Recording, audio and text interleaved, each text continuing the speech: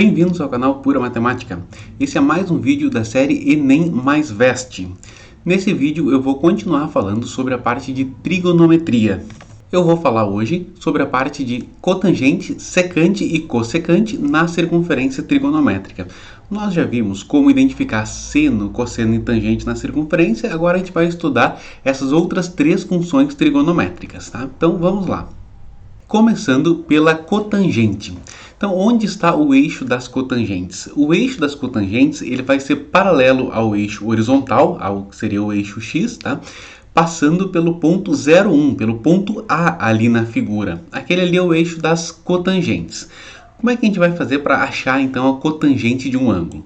Pega um ângulo no primeiro quadrante, por exemplo, aquele ângulo alfa, indicado pelo raio OB ali.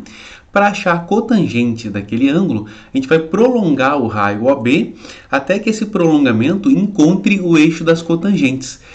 Pela figura, a gente observa que ele encontrou o eixo das cotangentes no ponto B1. Então, a distância de A até B1 é a medida da cotangente de alfa. Aquele ponto A, ele é a origem do eixo das cotangentes. Sempre que o prolongamento do raio de um ângulo se encontrar à direita desse ponto A, a cotangente vai ser positiva, vai estar na parte positiva do eixo das cotangentes. Sempre que esse prolongamento se encontrar na parte à esquerda desse ponto A cotangente do ângulo vai ser negativa, tá? Então, no primeiro quadrante, nós temos que a cotangente do ângulo alfa, para aquele ângulo alfa ali, vai ser a medida de A até B1, e nesse caso a cotangente de alfa é positiva, porque ela está na parte positiva do eixo das cotangentes. Agora, no segundo quadrante, tá? O ângulo alfa do segundo quadrante, ele tem o seu raio ali indicado por OB. Se a gente prolonga esse raio até encontrar o eixo das cotangentes, a gente observa que ele encontra o eixo das cotangentes na parte à esquerda do ponto A, à esquerda da origem do eixo das cotangentes. Então, nesse caso, a medida da cotangente do ângulo alfa do segundo quadrante vai ser a medida de A até B1, só que ela vai ser negativa, porque ela está na parte negativa do eixo das cotangentes. Indo agora para o terceiro quadrante, nós temos ali um ângulo alfa lá no terceiro quadrante. O prolongamento do raio OB se dá no sentido contrário, ele se dá para cima, tá? Para que ele possa encontrar o eixo das cotangentes. Ele encontra o eixo das cotangentes, esse prolongamento, né? Encontra o eixo das cotangentes no ponto B1, indicado ali. E a distância de A até B1 é a medida da cotangente daquele ângulo alfa do terceiro quadrante.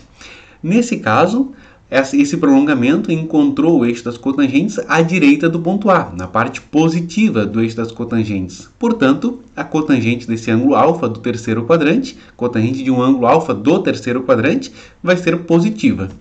Por fim, no quarto quadrante, o prolongamento também se dá para a esquerda, e esse prolongamento encontra o eixo das cotangentes na parte negativa. Observa ali o ponto B1 do prolongamento do raio OB, encontrou o eixo das cotangentes à esquerda do ponto A, ou seja, na parte negativa do eixo das cotangentes. A cotangente desse ângulo alfa do quarto quadrante é a medida de A até B1 e ela é negativa, certo? Bom, então o que nós temos aqui? Resumindo os sinais aqui por eixo das cotangentes, nós temos que a cotangente vai ser positiva no primeiro e no terceiro quadrantes e negativa no segundo e no quarto quadrantes. Agora a gente vai falar um pouco sobre as outras duas funções trigonométricas, secante e cossecante.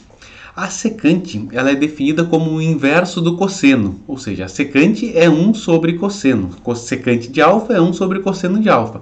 Portanto, o sinal da função secante vai acompanhar o sinal da função cosseno. Se ela depende do cosseno, onde o cosseno for positivo, a secante vai ser positiva. Onde o cosseno for negativo, a secante vai acompanhar e vai ser negativa também. A mesma coisa para a cossecante de um ângulo. A cossecante de alfa ela é definida como sendo o inverso do seno de alfa. Cossecante de alfa é 1 sobre seno de alfa. Da mesma forma, então, a cossecante, o sinal da cossecante vai acompanhar o sinal do seno. Onde o seno é positivo, a cossecante é positiva, e onde o seno é negativo, a cossecante vai ser negativa também. Mas vamos a uma interpretação geométrica dessas funções secante e cossecante, tá? Então, para isso, a gente pegou um ângulo do primeiro quadrante, ali, o ângulo alfa. Ele tem a sua extremidade na circunferência dada pelo ponto B.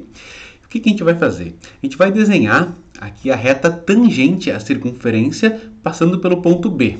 Tá? Lembra que a reta tangente a uma circunferência forma um ângulo de 90 graus com o raio, tá? O raio ali é OB, no ponto de tangência. O ponto de tangência é o ponto B.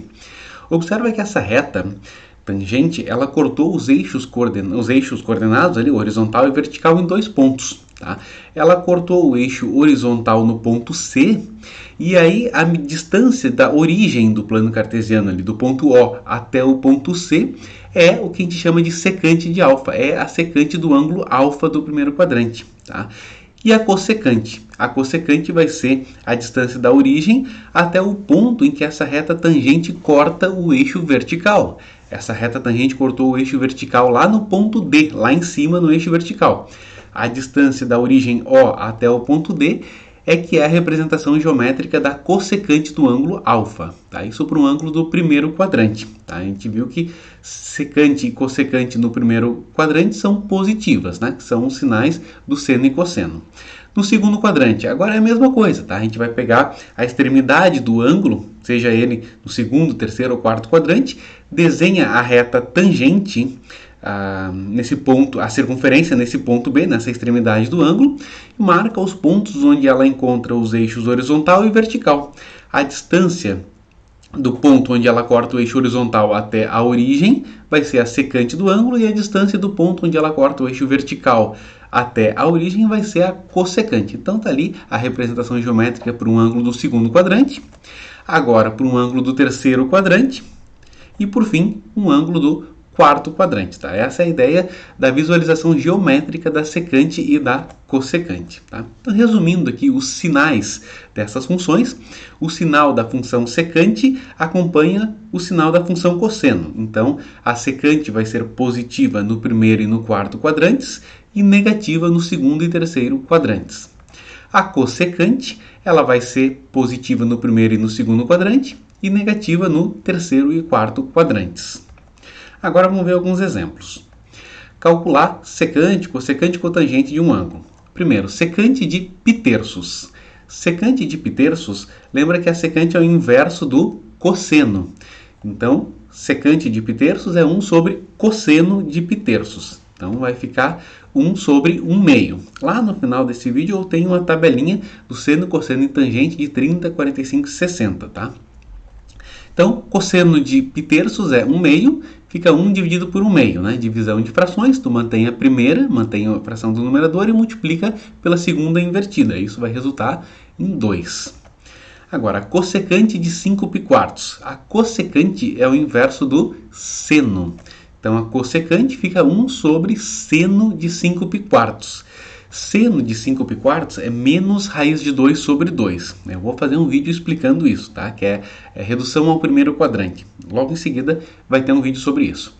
Então, aqui de novo divisão de frações. 1 dividido por menos raiz de 2 sobre 2. Mantém a primeira fração e multiplica pela segunda invertida. Vai ficar menos 2 sobre raiz de 2. Para tirar aquela raiz do denominador, a gente vai racionalizar, que nada mais é do que multiplicar numerador e denominador por raiz de 2. Então, vai ficar menos 2 raiz de 2 em cima, e embaixo, raiz de 2 vezes raiz de 2 é raiz de 4, raiz de 4 é 2. Simplificando ali, fica menos raiz de 2. Por fim, cotangente de π-sextos. Cotangente, ela é cosseno sobre seno. Tá? A cotangente é o inverso da tangente. Se tangente é seno sobre cosseno, a cotangente é cosseno sobre seno. Tá? Então, uma forma de resolver é por cosseno de π-sextos dividido por seno de π-sextos. Cosseno de π-sextos é 30 graus, cosseno de 30 graus é raiz de 3 sobre 2, seno de 30 graus é 1 meio, então tem divisão de frações, mantive a primeira, raiz de 3 sobre 2, e multipliquei pela segunda invertida. A segunda invertida é o inverso de 1 meio, o inverso de 1 meio é 2 sobre 1. Multiplicando ali e fazendo a simplificação, sobra a raiz de 3. Então, cotangente de π-sextos é igual a raiz de 3. Aqui eu tenho a tabela, tá? Para quem não tem anotado ainda, tá aí a tabela, é bom ter ela guardada ali para quando estiver fazendo os exercícios, né? Facilita ter essa tabela e encontrar rapidamente os valores de seno, cosseno e tangente dos principais ângulos. Por hoje era isso, espero que tenham gostado. Não esquece de curtir o vídeo, compartilhar e se ficou com alguma dúvida, deixa aí nos comentários que eu te respondo. Bons estudos e até o próximo vídeo.